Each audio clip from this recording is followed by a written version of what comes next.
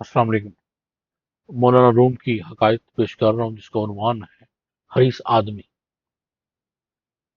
لکھتے ہیں کہ شہر بخارا کے امیر صدر جہاں کی سخاوت بڑی مشہور تھی، کوئی سائل اس کے در دولت سے خالی نہیں جاتا تھا۔ صبح و شام درائے فیض و سخاوت رواں رہتا تھا، ضرورت مندوں اور سائلوں پر اس کی عطا کمی برستا رہتا تھا۔ اس کا طریقہ کار یہ تھا کہ کاغذ میں شفیاں لپیٹ کر رکھ لیتا، جب تک وہ ختم نہ ہو جاتی برابر ضرورت مندوں میں تقسیم کرتا رہتا۔ صدر جہاں کی سخاوت کا انداز بھی نرالا تھا۔ اس نے سب حاجت مندوں کی ضرورت پوری کرنے کے لیے دن مقرر کر رکھے تھے۔ کوئی شخص اپنی باری کے بغیر خیرات وصول نہیں کر سکتا تھا۔ ایک دن بیواؤں کے لیے تھا، دوسرا دن مصیبت زدوں کے لیے مقرر تھا، اور تیسرا دن مفلس فقیروں کے لیے، چوتھا دن محتاج ملاؤں کے لیے، پانچواں دن مسکینوں کے لیے، چھٹا دن یتیم بچوں کے لیے، ساتواں دن قیدیوں کے لیے، آٹھواں نواں دن مسافروں کے لیے، دسواں دن غلاموں کے لیے مقرر تھا۔ اس کے ساتھ ساتھ یہ تھی کہ کوئی ضرورت مند زبان حال سے سوال نہ کرے گا۔ ضرورت مند محتاج اپنی باری کے دن صدر جہاں کی گزرگاہ کے دونوں جانب تارے باندھے کھڑے ہو جاتے تھے، اور وہ انہیں اشرفیاں دیتا ہوا آگے نکل جاتا تھا۔ جو کوئی بے صبر اتفاق سے سوال کر دیتا، اس جرم میں صدر جہاں اسے کچھ نہ دیتا تھا۔ ایک دن کسی سائل نے کہا، کئی روز سے بھوکا ہوں، میری طرف نظر عنایت فرمائیں۔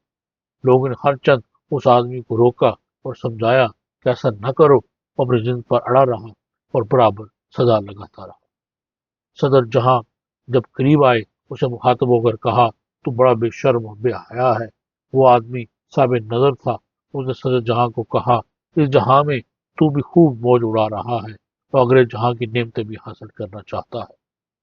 یہ جواب سن کر صدر جہاں بہت متاثر ہوا، آگے اشرفیاں تقسیم کرنا روک دی، غلاموں کو حکم دیا، جس قدر مال و دولت یہ آدمی طلب کرے اسے دے دو۔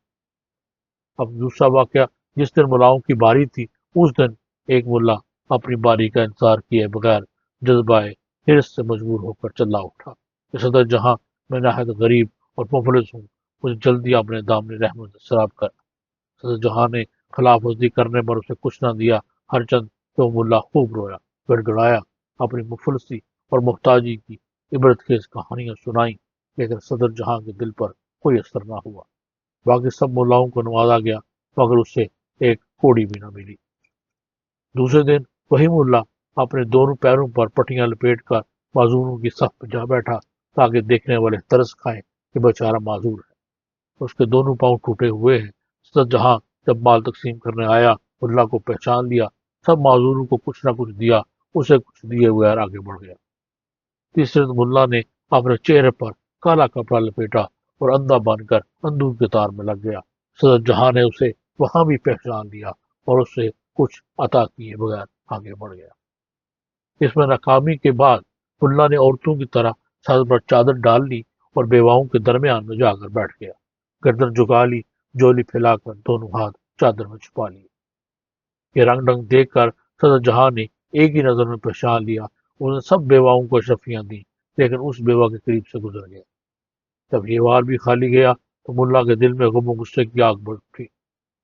اگلے روز منہ اندھیرے ایک کفن چور کے پاس پہنچا اور اس سے کہا، مجھے ایک کفن میں لپیٹ کر سرے راہ جنازہ بنا کر رکھ دو، کوئی بھی پوچھے جواب نہ دینا، خاموشی کے ساتھ میرے جنازے کے قریب بیٹھے رہنا۔ صدر جہاں ادھر سے گزرے گا، لاوارث جان کر تدفین کے لیے شفیاں ضرور دے گا، اس میں سے نصف تمہارا ہوگا۔ کفن چور یہ تجویز سن کر راضی ہو گیا۔ ملا کا جنازہ تیار کر کے سرے راہ رکھ دیا گیا۔ تھوڑی دیر بعد صدر جہاں کی سواری آئی، دیکھا ایک لاش کفن میں لپٹی پڑی ہوئی ہے اور قریب ایک شخص غمگین صورت بنائے بیٹھا ہے۔ صدر جہاں نے شفیوں کی ایک تھیلی اس میت پر پھینک دی۔ ملا نے فوراً کفن سے ہاتھ باہر نکالا اور اشرفیوں کی تھیلی اپنے قبضے میں کر لی۔ یہ تماشا دیکھ کر صدر جہاں رک گیا۔ اسی وقت ملا نے کفن سے منہ باہر نکالا اور صدر جہاں سے مخاطب ہو کر کہنے لگا، اے جو دو سگا کا دروازہ بند کرنے والے، دیکھا اگر ہم نے تجھ سے لے کر ہی چھوڑا۔ صدر جہاں نے جواب دیا، ارے احمق، جب تک تم مرا نہیں ہماری سرکار سے کوئی فائدہ حاصل نہ کر سکا۔ اس عقائد میں درس حیات یہ ہے کہ اللہ تعالیٰ نے بھی دعا معنی کا سور ضوابط مقرر فرمائے ہیں، ان سے روگردانی کرنے والا بے مراد ہی رہتا ہے۔ اجازت دیجیے، اللہ حافظ۔